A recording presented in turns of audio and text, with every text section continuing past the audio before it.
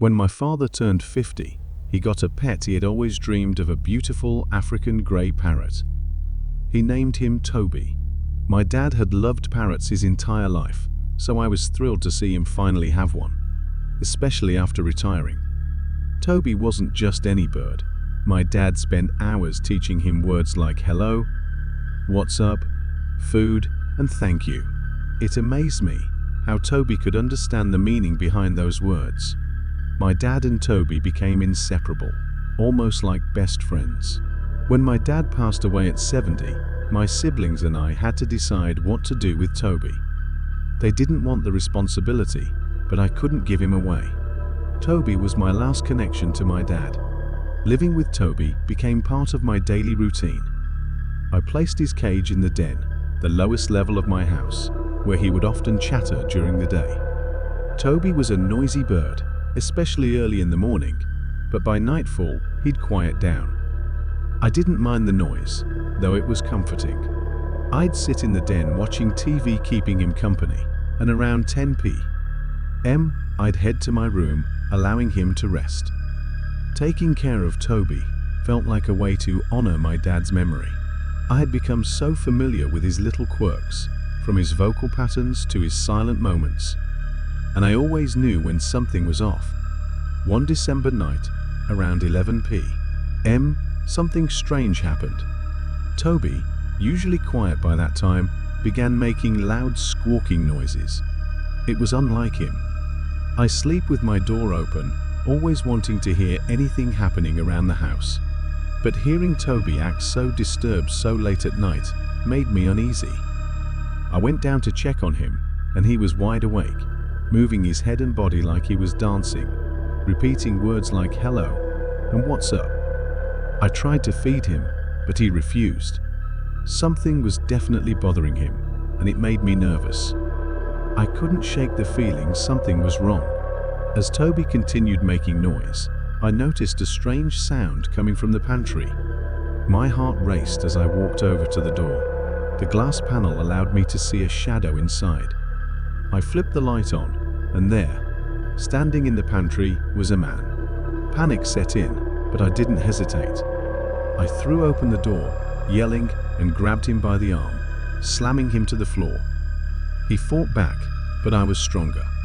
I pinned him down, screaming questions as Toby went crazy in his cage. I had to stop him.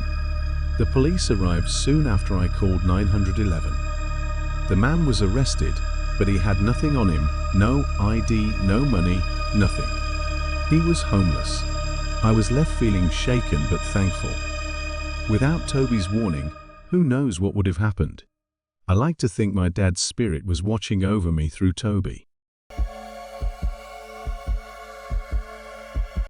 Back when I was a junior in high school, life felt non-stop. Between tough classes and varsity sports, I barely had time to think. Honestly, I liked it that way. It kept me busy and away from the heavy stuff at home. My parents had split up, my older brother left for college, and it was just me and my little brother Reese, trying to figure things out. After school and swim practice, I was drained, but I still had hours of homework waiting for me. Our house was a simple 2-story with an unfinished basement, except for one small room we called my office. It used to be my dad's workspace, but now it was all mine. I dropped my swim bag by the door, grabbed a quick snack, and headed downstairs. The cold basement floors and dim lighting made it feel like my own little world.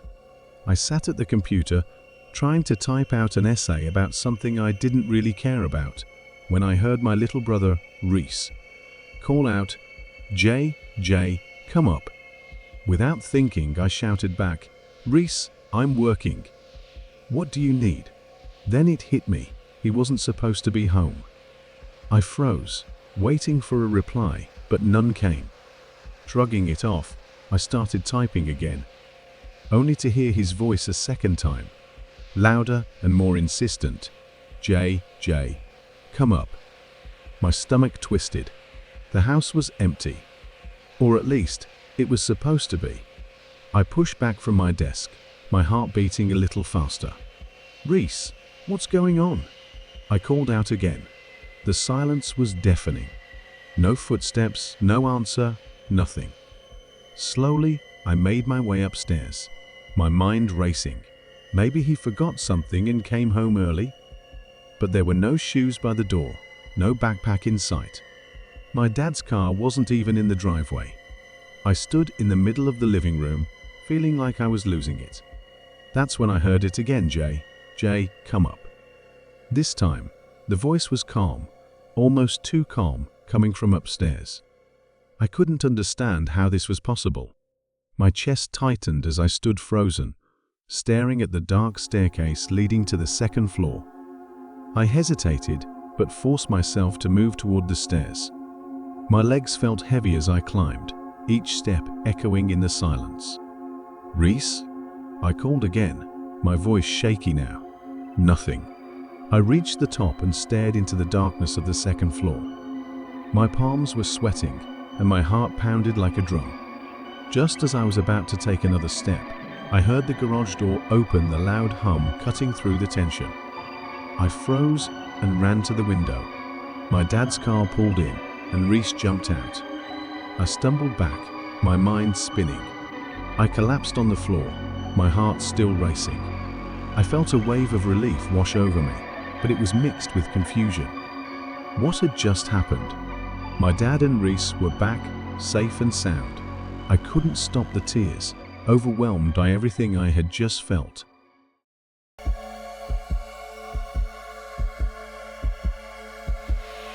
It happened about 15 years ago, back when I was a kid. My best friend, Ryan, and I stumbled across an abandoned family resort deep in New York's woods. The place was hidden off a private dirt road, and it looked like it had been forgotten for decades. There were empty bungalows, a broken-down playground, and an eerie indoor pool. We didn't explore it the first time, but curiosity pulled us back one night when the sun had already disappeared. The resort felt like something out of a horror movie. Ryan and I stepped cautiously onto the overgrown property, surrounded by tall grass and crumbling buildings. There were at least 10 small bungalows, an indoor and outdoor pool, a shuffleboard area, and even a rusty playground. Everything was falling apart, abandoned and forgotten. We chose to explore at night to avoid being caught for trespassing, and the darkness made it even creepier. Armed with flashlights and walkie-talkies, we moved quietly, our breaths visible in the cool night air. The eerie silence made every step feel like we weren't alone. Ryan and I started checking out the bungalows, one by one. Most were small, with a bedroom, tiny kitchen, and a bathroom. Everything inside was dusty and falling apart, and it all looked the same. Ryan moved slower than me, so I decided to split up and explore on my own. I found a larger building that seemed like the main hall, but every door was locked tight. I tried using the walkie-talkie to reach Ryan, but there was no reply. The silence made the dark surroundings even more unsettling. I kept walking and found a small building that looked like a bathroom. It had no doors, just 2 big openings, one for the men's side and one for the women's. The faded signs above the entrances were barely readable. The concrete floor inside was cracked and dirty, but something else caught my eye. Red marks smeared across the floor. I couldn't figure out what they were, but they gave me a bad feeling. It was completely dark inside, and I felt a chill as I stared into the blackness. Suddenly, I heard a beep from my walkie-talkie coming from inside the bathroom. I called Ryan's name into the dark bathroom, thinking he was inside playing a prank. Just as I stepped closer, I heard his voice from behind me, out in the shadows.